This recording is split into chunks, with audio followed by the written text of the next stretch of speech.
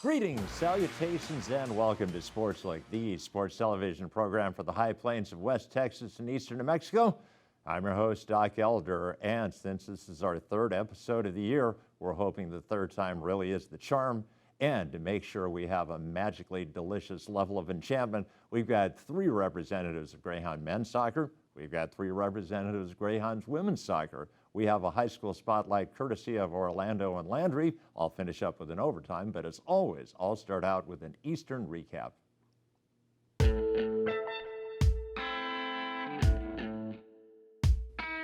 Greyhound Women's Rodeo certainly did not disappoint their home fans at the College Days Rodeo. The Greyhound women finished in third place. The guys had a 10th place finish. Speaking of 10th place finishes, that's what the Greyhound men's cross country team had at the Texas Tech Relays. It was also the Greyhound women running at that particular event, and the Greyhound women's cross country team finished in 8th place at that event.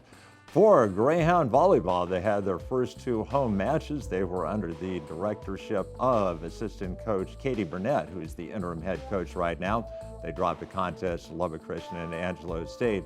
And the Greyhound football team, playing the number 12 team in the nation, they scored first, they scored last, but unfortunately Commerce scored a lot of points in the middle, and Commerce did defeat the Greyhounds 45-27. Well, that has been your Eastern recap, so we'll clear the set and we'll bring in three representatives from Greyhound men's soccer right now.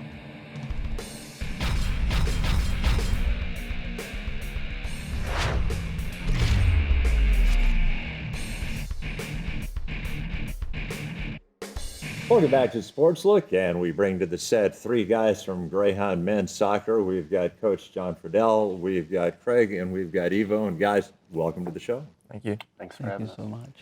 Coach, it may be the understatement of the year, but I think you'd have to be pretty pleased with the start of the season so far.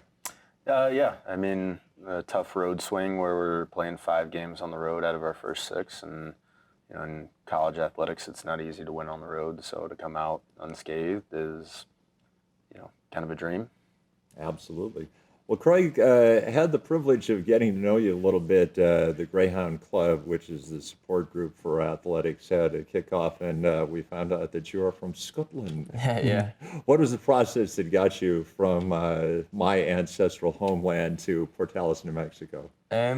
Well, I think after I graduated from high school, I had a year where I was like not sure what I wanted to do really, and then after that, I think I decided that like doing something like this was what I wanted. I liked the idea of how the American school system can combine such like high level athletics.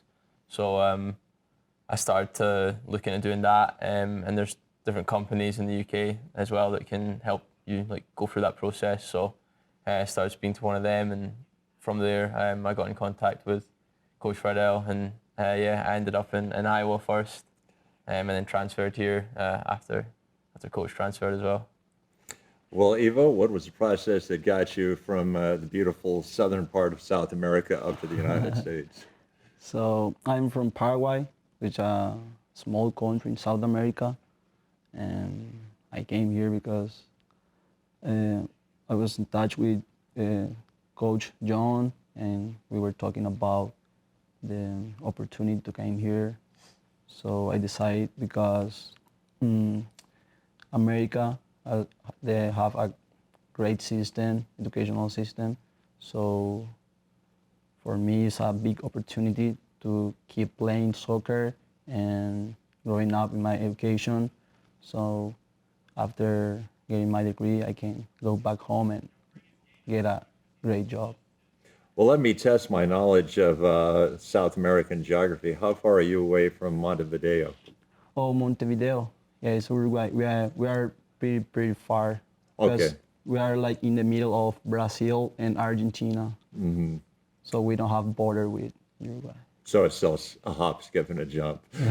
Well, Craig, I had the privilege of talking to you, like I said, a little bit, and found out that where you're from in Scotland, people might actually recognize if they're fans of the series Outlander. Yeah, the show Outlander, like a lot of the first season, I think, it's a few seasons in now, but I think that a lot of the first season was filmed just in the town near where I live.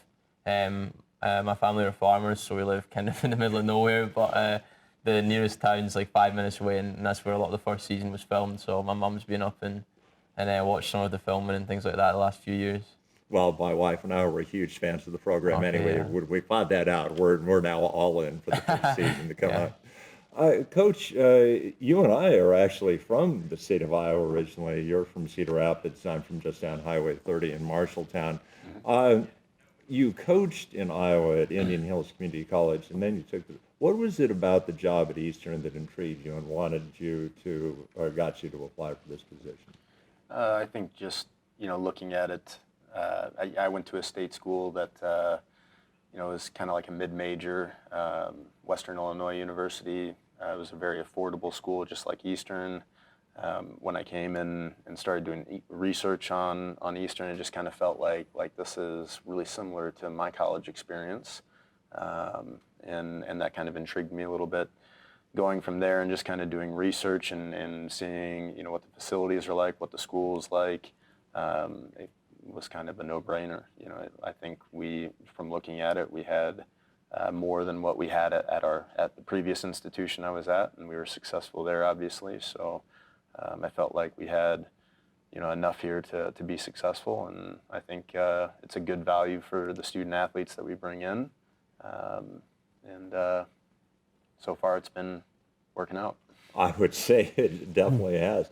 What, if you had to put your finger on one thing that has really worked for you this season throughout your victories so far, what's been the most constant, the one thing that's been your go-to facet of the game?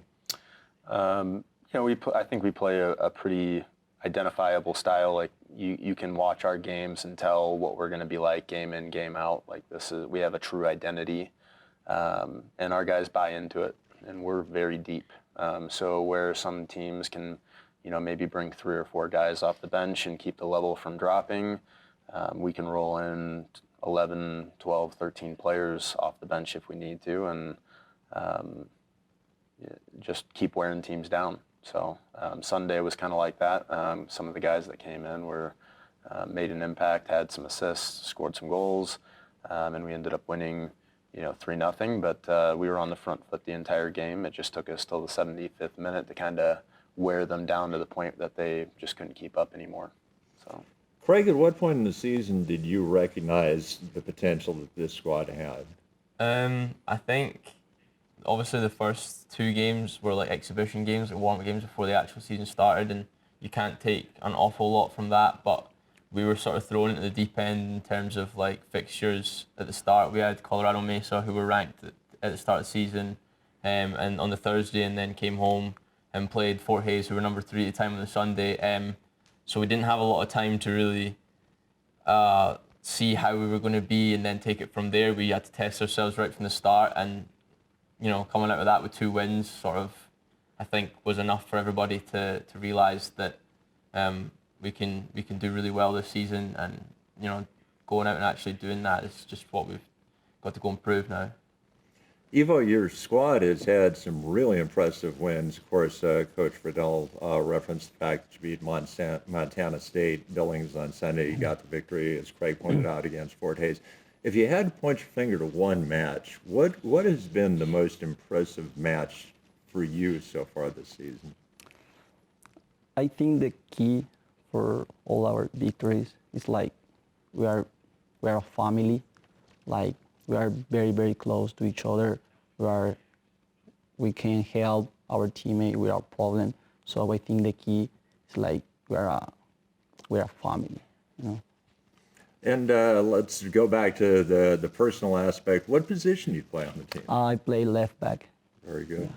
Has that always been your position, or did Coach Friedel say that that's the position you should play? No, I used to play left winger back home, but then I changed my position, left back, but I prefer to play there. No. Very good. And Craig, how about you? What position do you play? I played centre midfield, so yeah. Always your position? More or less, yeah. When I was in youth soccer, I played right back and left back sometimes, but yeah, centre mid's always been my preferred position. So. Very good. And Ivo, I completely forgot to ask you, what are you majoring in here at Eastern? My major is business administration, Yeah, and I am a junior now. Very good. Do you hope to own your own business someday, or do you want to work Yeah. for a corporation? I hope so. Own business. That's There you my go. goal. All That's right. my goal. Craig, how about you? What are you majoring in? I'm in the health and wellness program, which is one of the physical education majors. So yeah, I'm a senior, so I graduate in May. And what do you hope to do? I think I want to keep playing as long as I can. And then after that, like coaching, something that I think I'd like to get into as well. And then whether that's here or back home, I'm not sure. But I've family back home who, like I said, are farmers, so have that aspect of my life as well. That's something I think I have to appreciate. Very good. Well, Coach, if people want to see your team play in person, haven't had many opportunities so far, when's the next chance that we're going to get to see you? Saturday we'll be home against UTPB. We'll play at 12 p.m. That's homecoming. Obviously there'll be a football game in the evening, but we're right before them. I believe there'll be tailgating right after our game in between the two, so should be a great one. All right. Well, gentlemen, thanks for being my guests, and best of luck the rest of the season. Oh, thank you very much. All right. Well, that is going to wrap up our first interview segment. So what we'll do is we'll clear the set and we'll queue up a high school spotlight right now.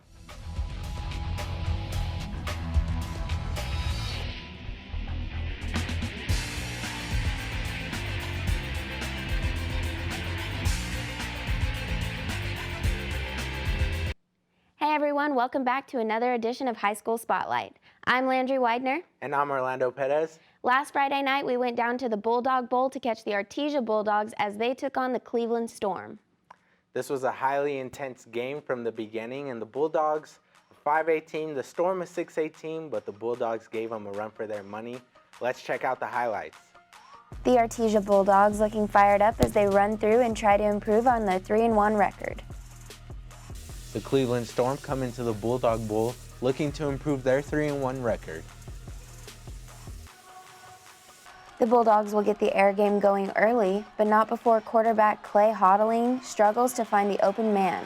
He rolls right desperately, but finds his target. That's number 23, Jonte Rodriguez, with the catch and run for that huge gain. The Bulldogs going to continue with their vicious air attack. This time Hodling will hook up with Braxton McDonald, and McDonald puts the hesitation move on one defender, sprints up the sideline before finally being brought down inside the 20-yard line. Hodling now looks down the field and makes the perfect connection again with McDonald as this offensive drive comes to an end and results in a Bulldog touchdown. Senior quarterback Andrew Tinsley would get the drive going, calling his own number. Tinsley splits the defense down the middle and picks up a gain of 15 yards on a nice run. The Bulldogs back on offense will try out the running game and successfully move down the field as number 29, Caden Williams, makes a huge gain. The Bulldogs keeping the wheels rolling. Hodling drops back to hit Rodriguez on a quick slant, and Rodriguez easily picks up the first down for the Bulldogs. That's right, Orlando, and they're going to keep it moving as Hodling hits his pinpoint target and number 19, Matthew Davis, makes the contested catch. A couple of plays later, the Dogs find themselves on the goal line, and running back Nathan Barrera finds himself in the end zone for another Bulldogs touchdown. Artesia takes the lead just before the half, 20-14. The Storm's offense now trying to respond with some heat as quarterback number 1, Jeff Davison, throws up a prayer, and it is unanswered as it is intercepted by number 15, Cannon Carter, for the Bulldogs. Davison trying to get it going but will start to scramble as he makes his way further down the field and is eventually pushed out of bounds for a Storm first down. The Storm on the goal line, and they'll just hand it to Lewis, and Lewis takes care of the rest as he dives his way into the end zone for another Storm touchdown. The Bulldogs back on offense and not giving up on the deep ball. Hodling showing off his arm at this point as he throws a perfect touchdown pass to Eric Cueto to put the Dogs back on top late in the third, 26-20. Hodling now showing some struggle on offense as he scrambles and is swallowed up by that Storm defense. Cleveland back on offense. They run the reverse to number 15, Luke Weishong, and Weishong spins out of a tackle and races to the end zone on an impressive run to put the Storm back on top, 27-26, just before the fourth. Artesia now wanting to put a stop to the Storm's lead. Hodling hands it off to Beretta, who will make his way down the field for the huge gain. Artesia still trying to regain control of this game. Hodling finds his man McDonald and completes it on a busted coverage. McDonald gets a nice run after the catch, but the Bulldogs' drive would stall out. And as the possession switches, there's Lewis again for Cleveland, making it look easy as he makes his way down the field and brings it in for another Storm touchdown. This will bring the Storm up by a score of 26-40 with 5:13 left in the ballgame. Inching their way down to the end zone, Hodling decides to hit number 23 Demetrius Banks up the middle, and he will go down just shy of the goal line. However, that drive will now stall out. The Storm trying to run away with this game, and Lewis trying to run away from the defense, breaking ankles and racing up the field. Lewis tries to cut it back, but he is wrestled down by the Bulldog defense. Lewis back at it again as he takes this one in for another Storm touchdown. With 1:32 left in the ballgame, the Storm secure their lead, making it 26-47. The Bulldogs still fighting to the end in this one as Hodling hits Williams on the running back screen, and Williams sprints his way into the end zone for the final points in the game. And that won't be enough for them, Orlando. The Cleveland Storm came out on top with the final score at 47-33. Thanks for watching High School Spotlight. Make sure to check out the full episode of Sportslook on our YouTube channel. Also, be sure to follow us on Instagram and Twitter, like us on Facebook, and subscribe to our YouTube channel for more updates, photos, and highlights. Once again, I'm Landry Widener. And I'm Orlando Perez, and we'll see you next week.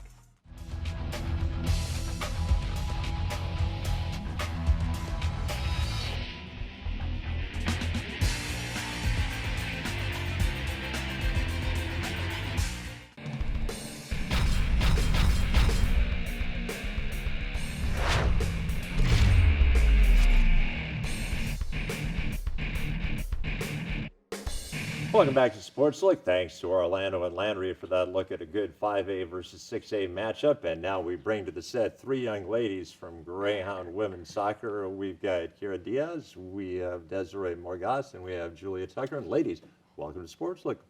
Thank you. Kira, let's start out with you. Where are you from originally, and what was the process that got you to play soccer for Eastern? Originally, I'm from Amarillo, Texas, so not really far from here. I had just came off of my second ACL tear, and the coach at the time, I had played for him, kind of in Amarillo. He's like a Amarillo club coach. His wife taught at a high school that we played against, and so I think that we had kept in contact, kind of, and he left my senior year, or my junior year, and I think my senior year, towards the end, he contacted me and asked me if I was interested in a visit, and so I came. I liked the campus. They had my major, so, and the girls seemed really nice. I felt like I fit in with the play of soccer that they did, so it wasn't hard to pass up. Very good.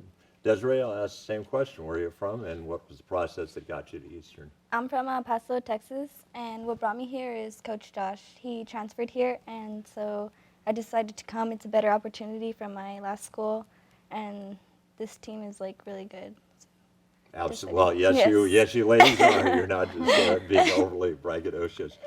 Julia, same question. Where are you from, and what was the process that got you here? Yeah, I'm from Burleson, Texas, and I transferred in from a JUCO, actually. I came from Hill College, and Coach Smith recruited me here. I love the atmosphere here. The school's really great, and I got along with everyone, so I feel like it was a really good opportunity to come here. And Julia, let's set the stage. What position do you play for the soccer team? I play center midfield. Was that always your position, or is that where Coach Smith has assigned you? Well, in college and then in high school, I've always played center mid, but growing up, I was a left back, so I don't know. It kind of switched up when I got older, but I really enjoyed center mid. So. Very good. Desiree, same question. What position do you play? I'm a attacking mid. And was that always your position? Yes, that's always been my position. There you go. And Cheryl, last but not least? Yeah, I play forward mostly here. Growing up, I've always been a wide winger player, but I think, I've also played forward a little bit too, so I'm more of an attacking player. So. Cheryl, was soccer always your sport, or did you play a number of them and gradually gravitate to soccer? I think soccer's always been my sport, yeah. I've played a little bit of volleyball, ran like track and stuff like that, but it's always been soccer. Desiree, same question. When I was younger, I started off doing motocross, but then What? but then I watched my cousin play soccer, and then ever since then, I've wanted to play soccer. So gravitated towards that way. Excellent. And Julie, how about you? Yeah, it's always been soccer for me. I started playing when I was 5. Then throughout high school, I ran cross country, but I've always loved soccer. With Coach Smith, brand new entity last year, and nobody knew what to expect. You obviously had great success. The team reached the conference championship match in his first year. What was the key? At what point in the season did you recognize last year how good you could be? I think, honestly, it was one of our first conference games when we played Commerce. We came out super strong, and we actually won the game. It was a challenge for us, but we came out and we showed out. So I thought it was a really good point where we realized, hey, we're gonna do something this season. So. Desiree, same question. At what point last year did you recognize the potential that your team had? I knew, well, I'd say Commerce. The Commerce game, they came out really strong and they were unstoppable. And I knew they had a bright season ahead of them. And same question for you. I would say I think. I'm trying to think of a different point because the Commerce game was that was a really big statement. I think keeping up the intensity after that really usually some people hit that top peak and then they go back down and they kind of stay down, and I think we hit that top peak and we stayed there for a decent amount of games. I think we let loose once or twice, but for the most part we kept our intensity high. We worked really hard. We knew we weren't going to be the best team out there, but we knew that hard work would definitely get us somewhere, and it did. So. And obviously this year you ladies have had fantastic success. If you had to put your finger on it, Kira, what has been the most consistent aspect of the game so far for the squad? I would say the intensity probably. I think as long as we keep up that intensity and we just keep pushing through and fighting through, our coach always says, fight through adversity. So I think us being able to identify but not letting that stop us is what's really helping us reach our goals. And I think after we get through the mentality of that, where we'd be unstoppable. Very good. And Desiree, how about you? What, from your perspective, what's been the thing that has been the most consistent? I feel like our hard work, we've been working really hard, trying to push each other to get better every day and just grinding. And Julia, if it's the same thing, you can just say the same thing, or if there's another aspect that you'd point to. Yeah, I believe it had to be our work ethic. We put in the time and work, and even outside of practice, there's people working on getting better, and that's really what's been pushing us to do well. In terms of leadership, how would you characterize Coach Smith as a coach? And he's not here in the studio, but he'll probably watch this. So, what would you say about him?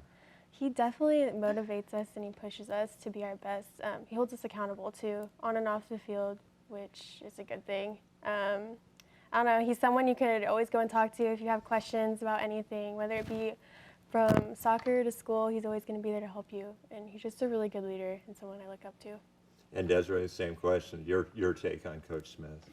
He's a really great coach. He's honestly hardworking. He puts 110% into his job. He's always there. You can always count on him. That's definitely for sure. And Kira, how about you? Same thing, or can you throw in one other attribute? Let's see.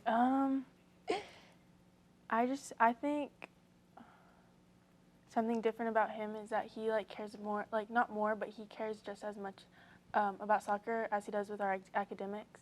So I think that's kind of cool. He pushes us not only soccer-wise, but he's also pushing us in the classroom. And I know he set a new GPA for us, and we I think study hall this year has been more intense than last year. So I think that's kind of something that sticks out about him. I don't know a lot of coaches that care about academics as much as he does. So that's really neat. And Kira, real quickly, what are you majoring in? Speaking of academics, what are you majoring in? I'm majoring in forensic chemistry. Yeah. And it turned out that you didn't know that there was that program here at Eastern? Oh, yeah. I didn't know there was a forensics program until I came and visited. And then I'd also been into nursing, and I didn't know that there was like such thing as a forensic nurse, so it just happens that like everything's like falling into place for me. So it's really cool. Very good. And Desiree, for you, what are you majoring in? Physical education with an emphasis in health and wellness. And you hope to be a coach someday? Yes, I And do. you'd like to coach on the College side. college level? Definitely. All right. And Julie, how about you? What are you majoring in? I'm majoring in business admin with an emphasis in marketing. Okay. And do you want to be like a private consultant, or would you like to work for a corporation? I'm leaning more towards a corporation. There we go. Yeah. All right, well, ladies, for people that want to watch the Greyhound women's soccer team in action, when's the next chance that we're going to get to see you in person? This next Friday, we'll be playing WT at 6. Well, not just any team. We get to play our big conference rival. So, Yes. and the best thing about going to Greyhound women's soccer, not only the quality of the play, but they're free.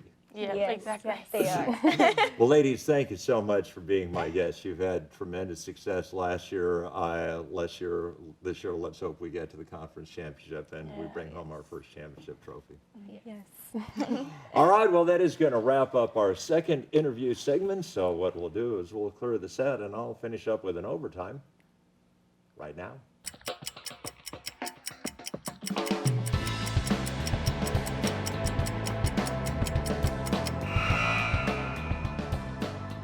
For most of you, you've probably been watching the series here on PBS about country music done by Ken Burns, but if you haven't, earlier this week they had an episode that actually had a feature about Charlie Pride, who was a great country singer back in the day.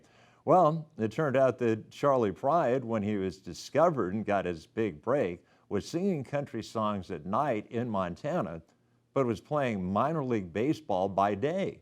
And I've always thought, what would have happened if he had actually been good enough to have a career in both of those, if he'd been able to be a country singer and a professional baseball player? And what if he'd gotten signed by a certain baseball team in California? That would have put a whole new spin on his classic song, Kissin' Angel Good Morning. Or maybe not. At any rate, that does wrap up an overtime, and that will wrap up an episode of Sportslook. I'd like to thank my guests. From Greyhound men's soccer, we had Coach Friedel, we had Evo, and we had Craig. From Greyhound women's soccer, we had Kira, we had Desiree, and we had Julia. We had Orlando and Landry that did the high school spotlight. I had a floor crew directed by Marcus. So for those aforementioned people, this is Doc Elder saying, so long.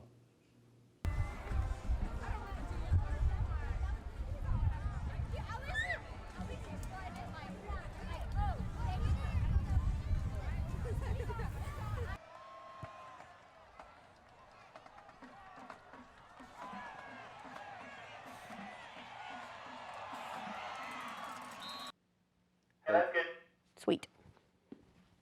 143. Cool. How long did that take?